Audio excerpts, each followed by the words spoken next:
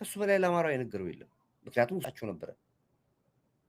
በጦርነት ገፍቶ ሲመጡ ግን ያንን የአማራን ግፍ ወጥቶ ተናገሩ። እሱ ማንም አልተናገረም። ማንም አብቹም አላወራም። እንደዚህ ማንም አላወራም። የአማራ ህዝብ እያለቀሰ ያዳመጠው እሱ። ዛሬ ገዱን ዩቲዩበሮች ገዝተውት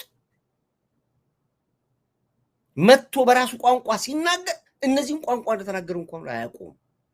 ሰነዱ እንዳለ ይሄ ሁሉ ስቴዲየም ውስጥ አውጥቶ ደርድሮ የነገረው ህዝብ ትናንት አሰምቻቸዋለሁ ያለው ዛሬ ይሄንን ሲሰማ ምን እንደሚል ዝም ብላችሁ ገምቱ። ይጎረጉር ጀመረ። አማራው አሁን ወልገጋ ብትሄድ፣ ወሎ ብትገባ፣ ጎንደር ብትገባ የትናንቱ የሱን ታሪክ እያዳመጠ ነው ህዝቡ እየተበሳጨ ያለው። አማራው ህዝብ የሚናገረው አዳምጡ። ዝም ብዬ እያዳመጣቸዋለሁ። እኔ በኋላ መልስበታለሁ። መቆም ካለበት ቦታ ብቻ ነው መቆም። አዳምጥ የሚልህን ፍየል እየዘረፉ አርደውታል፣ ተጠቅመውበታል። ወርቅ አምጡ እያሉ ይወስዳሉ። እቤት ውስጥ ገብተው ግለሰብ ቤት የአንዳንዶቹን ሱቃቸው ያለውን ዕቃ በሙሉ አውርደው ጭነው ወስደውታል። የሁሉም አይደለም እንዳትሳሳቱ። ግን እንግዲህ ይሄ የሚያወራው በዚህ አጋጣሚ ላይ ያው አቆምኩላችሁ። ይሄን የሚያወራው ስለ ህወሓት ምን ያክል አማራው እንደገደለው ነው። ምን ያክል ሲበድለው እንደነበረ፣ ንብረቱን፣ ወርቁን፣ ሀብቱን፣ ሴቱን፣ ልጁን እንዴት ዘርፈው እንደነበረ ነው የሚያወራው ያለው። ዝም ብሎ አይደለም።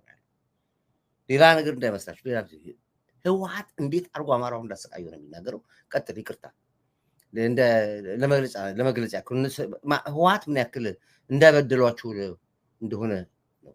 ቀጥል። የተሻለ እንትን ናቸው። በህብረተሰብ ውስጥ የተሻሉ የሚባሉ ነቃ ያሉ ወጣቶችና አሁን እዚህ ነቃ ያላችሁት እዛ ብትሆኑ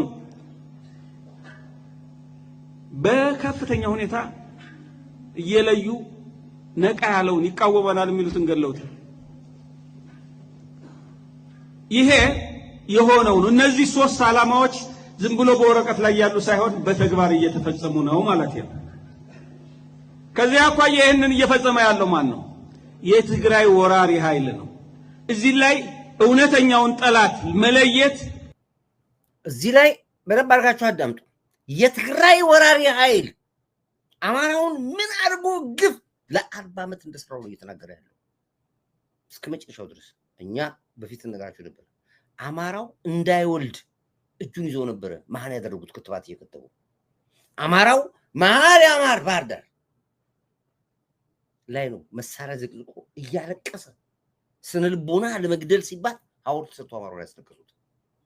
ምን ያክል ህወሓት በአማራው ላይ የተበቀለውና የበደለውን ህወሓት ብቻ አይደለም ሻዕቢያ ነው በዚህ ጉዳይ